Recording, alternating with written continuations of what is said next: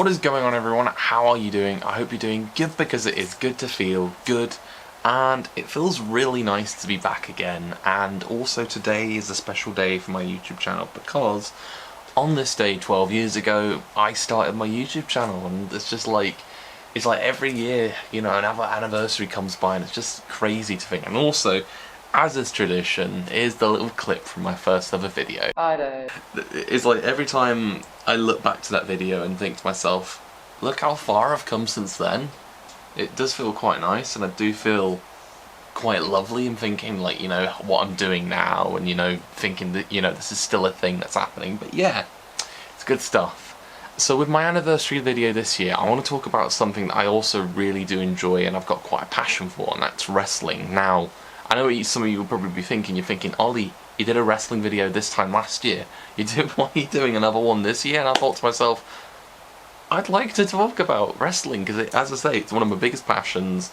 I'm really enjoying things that are going on at the moment, like, you know, in multiple promotions, and it's just enjoyable. It's one of my favourite pastimes.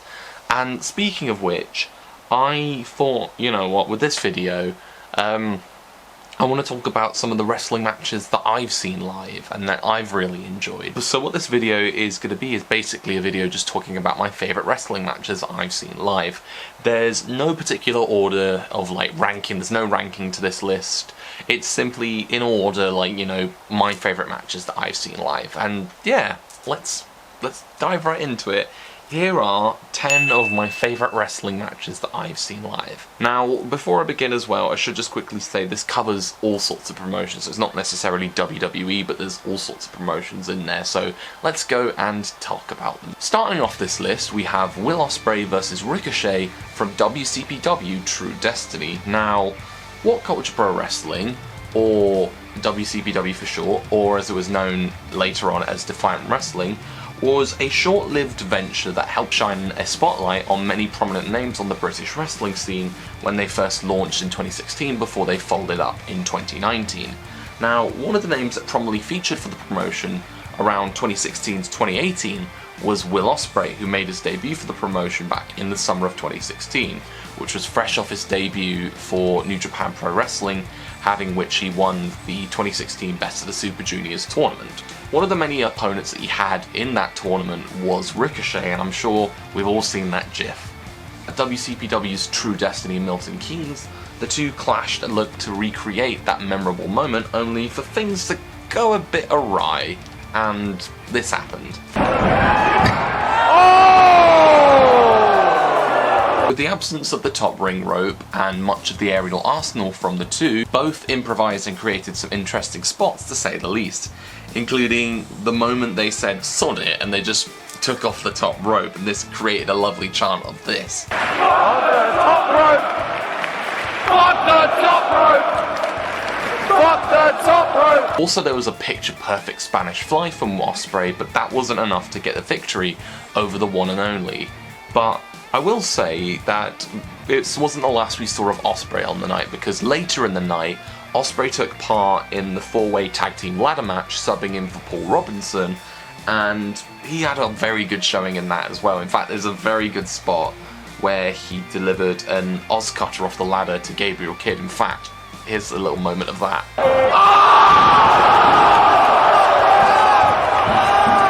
Next up on this list is Will Ospreay versus Rey Mysterio from WCPW's Pro Wrestling World Cup Round of 16. Rey Mysterio will go down in history as one of the best high flyers, from his earlier days in Mexico to his WCW run, to his first WWE run, to his time on Lucha Underground, to even now in his second run with the WWE. He's always created magic. As part of WCPW's Pro Wrestling World Cup in 2017, Rey Mysterio was matched up with Will Ospreay in the round of 16, and the match felt special given it was a clash between two of the best high flyers of their respective generations. For every piece of ammunition in Ospreay's arsenal, Mysterio had an answer for, and vice versa. For example, Ospreay went for a top rope Razor's Edge, only to be countered into a Hurricane Rana attempt from Rey Mysterio, only for Ospreay to land on his feet from the execution. And then later in the match, Mysterio hit the 619, went for a splash in which Ospreay got his knees up, and then for the decisive finish, went for the Oz Cutter. Post-match, Ospreay got on the mic to tell us how honoured he was to share the ring with one of his wrestling idols, from seeing Ray perform at a young age at a WWE show to putting on a classic with the same man. And as a sign of respect, Rey Mysterio even gave his mask to Ospreay, which, like, whenever he shares an opponent of his caliber, it's always lovely to see him do something like that. Next up on the list, Volta vs Tyler Bate, Progress Chapter 76, Hello Wembley. My first venture to a Progress show was back in 2018 when they did their showcase at Wembley Arena, and as it was my first time at a Progress show, it was my round, as the audience lovingly told me. Now, Volta had won the Progress World Championship back in July, whilst Tyler Bate had won a 3-man tournament to earn his match against the big Australian for the title. Australian? No, he's not Australian.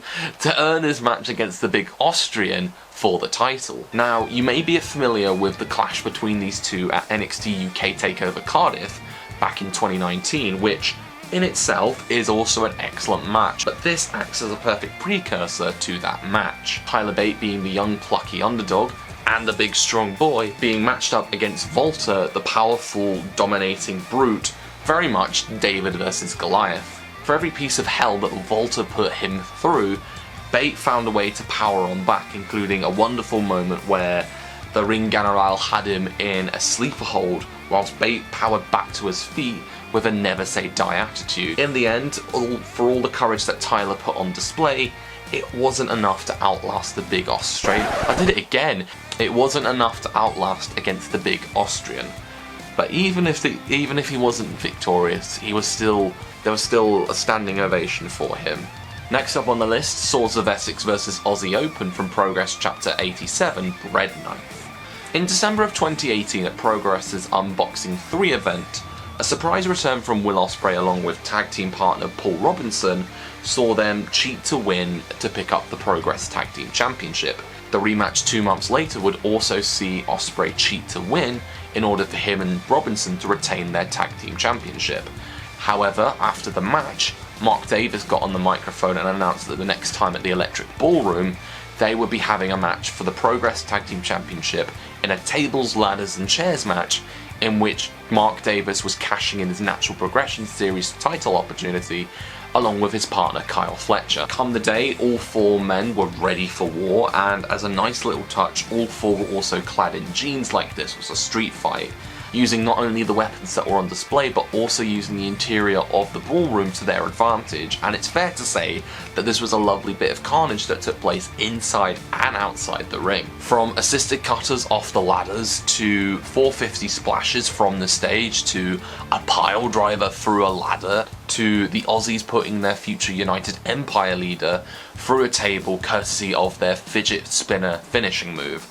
And with their adversaries defeated, both lads went up and climbed the ladders to unhook the belts from the ceiling to a thunderous reaction from the Progress faithful that night in Camden. Can I just say, I went to this event just days before I flew out to New York for WrestleMania weekend back in 2019, and can I just say, my voice was just absolutely spent. So how I had any energy going forward for the week ahead, it was crazy, but yeah, good stuff. Speaking of WrestleMania weekend, the next match on this list is Pete Dunne vs Volta from NXT TakeOver New York, and since coming to WWE's main roster, both men have been respectively renamed to Butch and Gunter, and while I'm still getting used to those name changes, it's still something in the back of my mind that's like, this doesn't feel right, but we're getting there. I still have the fun memories of watching this match take place at my first ever NXT TakeOver event that took place in the Barclays Center. At this point, Pete Dunne had reigned as WWE United Kingdom Champion for 685 days and faced his toughest challenge yet in the form of Volta, who had just debuted for NXT UK earlier that year at TakeOver Blackpool. Dunne used everything to get one up over Volta, but the big Austrian lad always had an answer. Joint manipulation from the Bruiserweight? Well, the ring general would follow that up with a nice old choppity chop. Oh.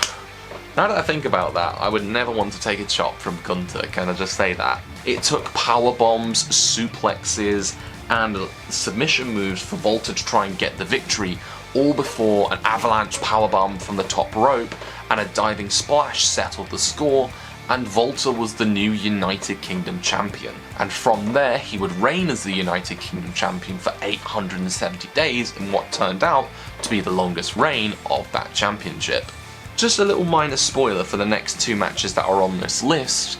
I included both of these matches in my list of my favourite WWE matches that I uploaded last year, so if you haven't watched that video before, feel free to watch it. But anyway, next to the point, and also coming from NXT TakeOver New York, is Johnny Gargano versus Adam Cole 2 out of 3 falls. One of my favourite aspects of wrestling is when a match gets to tell an interesting story, and the story going into this match was that Johnny Gargano was originally supposed to face then NXT champion Tommaso Ciampa in what should have been the conclusion to their blood feud that had been spewing throughout 2018 and 19.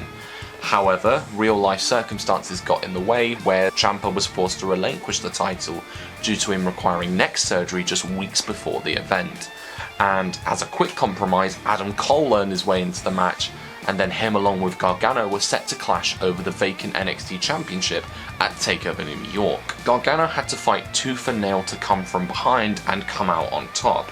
At one apiece, Cole was using true dickhead heel tactics in order to keep Gargano from being successful, including mind games as well as interference from the Undisputed Era.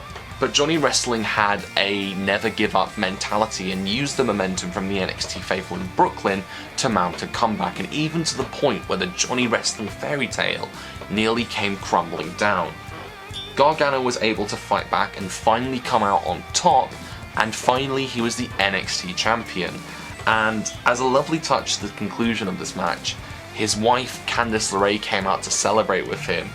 It was a moment that reduced me to tears, and here's a little clip of that. Oh, I've got tears in my eyes right now. This is why I love wrestling. Following that, a recovering Tommaso Ciampa appeared on stage, and instead of ending TakeOver on a sour note, embraced his longtime frenemy in what was a really heartwarming moment. And great storytelling. I bloody love it. Next up on the list, Daniel Bryan vs Kofi Kingston from WrestleMania 35. Now, at WrestleMania 30 in 2014, Daniel Bryan used the momentum of the WWE Universe to earn his way into a match with Triple H, where the winner would be added to the WWE Championship match later that night. With Bryan successful and later winning the WWE Championship in the main event, it was the ultimate feel-good moment for any wrestling fan, seeing their beloved indie darling get his moment of glory, and according to original plans, it wasn't supposed to be. Fast forward 5 years later, Daniel Bryan was the heel WWE champion, and Kofi Kingston was using the momentum of the WWE Universe to try and do something similar, with Kingston having to go through many similar trials and tribulations before he was finally able to get a WWE Championship match at WrestleMania. In a strong contrast to the previous year where he entered Mania 34 to a hero's welcome, the new Daniel Bryan was entering as a despised heel champion who was fighting for Mother Nature. And that's another thing as well. Daniel Bryan, the planet's champion, fighting to tackle climate change and all that, and he's the bad guy. Yes, I know, obviously, he was the foil to Kofi Kingston, but a heel who wants to save the planet? What logic is that? But that was WWE logic at the time. Kofi Kingston had the momentum of those in attendance at MetLife Stadium on his hand, whilst Bryan tried to tap into the Yes movement of old to no avail. Bryan even came very close to stopping Kofi Mania from becoming a reality, but Kingston fought on, and finally the moment came where he won the WWE Championship after a successful Trouble in Paradise, before celebrating with his family as well as his New Day brothers in what was a feel-good WrestleMania moment. And again, I cried at this. This is really sweet. New Day champ. Oh, yeah! I'm so fucking happy for Kurt. This has been brilliant. That's what's up. Woo! Next up on the list is the Proteus Rumble from Progress Chapter 95, Still Chasing. In 2019, Progress temporarily retired their Atlas Championship, a title that was exclusive to heavyweight wrestlers who weighed in excess of 205 pounds. In its place, they introduced the Proteus Championship, which, much like the Greek god of the same name, was something that was ever changing in that whoever held the championship could choose the stipulation of how they defended it. To crown the first champion, a 30-person Rumble match was held, with Paul Robinson entering at number 1 and Ilya Dragunov entering at number 2, and so on. One thing that I really enjoyed about this match was the elements of comedy that were thrown in, especially the moments that consisted of Sugar Dunkerton, Session Moth Martina, Gene Money, and Santos and Dunn of the Anti-Fun Police, all adding an extra level of chaos one by one. Vacant, a multi-time world champion, entering like he was made in a WWE 2K game and delivering some randomly generated finishes, as well as former referee Chris Roberts entering the match and delivering stunners to everyone before delivering a picture-perfect Canadian Destroyer to Chris Brooks. Like your average Rumble, there were so many twists and turns, friendships and alliances were imploding, but in the end there was one left standing, with Paul Robinson, who had lasted the entire match, last eliminated Danny Duggan to become the first ever Proteus champion, to a joyous reception from the crowd at Alexandra Palace that afternoon. Next up on the list is Will Ospreay vs Hiromu Takahashi from Wrestle Kingdom 14, Night 1. My first ever adventure to the land of the rising sun included an excursion to the Tokyo Dome to watch New Japan Pro Wrestling's January 4th showcase, commonly known as Wrestle Kingdom, although this event was quite unique as it was a 2-night event for the first time in its history. One match that I was intrigued to see was Will Ospreay defending his IWGP Junior Heavyweight Championship against Hiromu Takahashi, the latter of whom had returned after nearly 18 months on the shelf due to a neck injury. The first few minutes of this match were straight fire between the two, especially the spot where Ospreay attempted a Sasuke special, only to be caught by Takahashi, who then went for a German suplex, which Ospreay then landed on his feet. Then Ospreay ran back towards Takahashi, threw him back into the ring, and using the momentum, Ospreay then connected with a successful Sasuke special. And just from the fast pace of that alone, I just knew this was going to be an incredible match. Cue back and forth between the two, an Oscar on a time bomb here and there, Takahashi countering a powerbomb into a Canadian Destroyer, then him countering the Stormbreaker only to be met by a Spanish Fly from Ospreay. In the end, Takahashi delivered a new version of the time bomb for the victory, once again winning the IWGP Junior Heavyweight Championship, and this match also serving as a swan song for Ospreay, who would soon transition to the heavyweight division. And finally, the last match on this list is Kazuchika Okada vs Kota Ibushi, also from Wrestle Kingdom 14, Night 1. Now, this match saw Kazuchika Okada main eventing his 6th Wrestle Kingdom, where he defended the IWGP Heavyweight Championship against the 2019 G1 Climax winner Kota Ibushi. If you look for the Japanese equivalent of Final Boss in the dictionary, you'll find a picture of the Rainmaker, and for good reason. The underlying story of this match was that even though Ibushi had been with the promotion for years and had won the G1 Climax, he wasn't viewed as a New Japan guy in the same vein as Kazuchika Okada, Hiroshi Tanahashi, or even Tetsuya Naito. This main event on Night 1 was to be his proving ground, where he entered as the underdog, whilst Okada entered in God mode, like he was blooming Poseidon, like, you know, controlling the sea. That entrance was so cool. Whilst it may have dragged in places, there were a lot of elements that were just that bloody good. There was a moment where Okada's offense didn't phase Ibushi, including a moment where Okada went for a dropkick only for Ibushi just to roll back and onto his feet. Okada attempting a missile dropkick only to be met with a sit-out powerbomb from Ibushi. In the end, after countering a Rainmaker attempt from Okada, Ibushi was able to get enough momentum to deliver another running knee, but hesitated whilst trying to deliver his Kamigoye knee strike. With this, Okada was able to capitalize and counter, delivering a sit-out tombstone piledriver and a decisive Rainmaker for the victory. To conclude Night 1, Kazuchika Okada shared the ring with the new IWGP Intercontinental Champion Tetsuya Naito, who had beaten Jay White earlier in the night to win the title, and the two had a stare down before their clash the following evening on Night 2 of Wrestle Kingdom. And yeah, those are my 10 favourite wrestling matches that I've seen live. As I say, there's no ranking to this list, so I've not ranked them in any order. They're just like in order from when I've seen them, and I bloody love wrestling, and it reminds me it's actually been well over 3 years now that I've not actually been to see a wrestling event.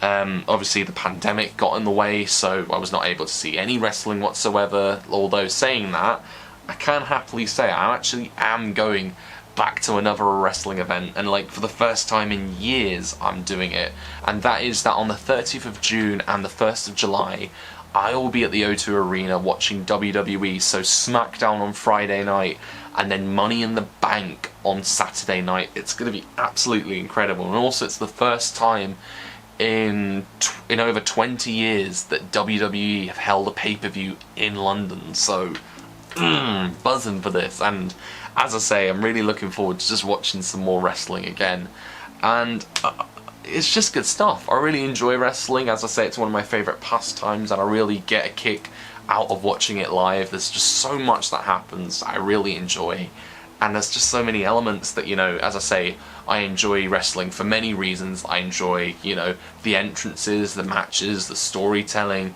all the kind of like crazy stuff that happens, bits of comedy thrown in there.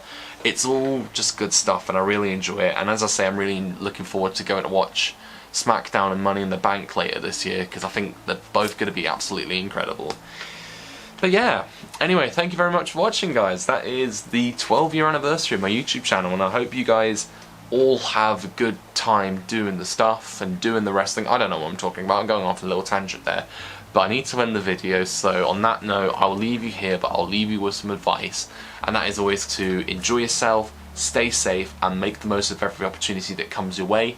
Thank you for watching, and peace.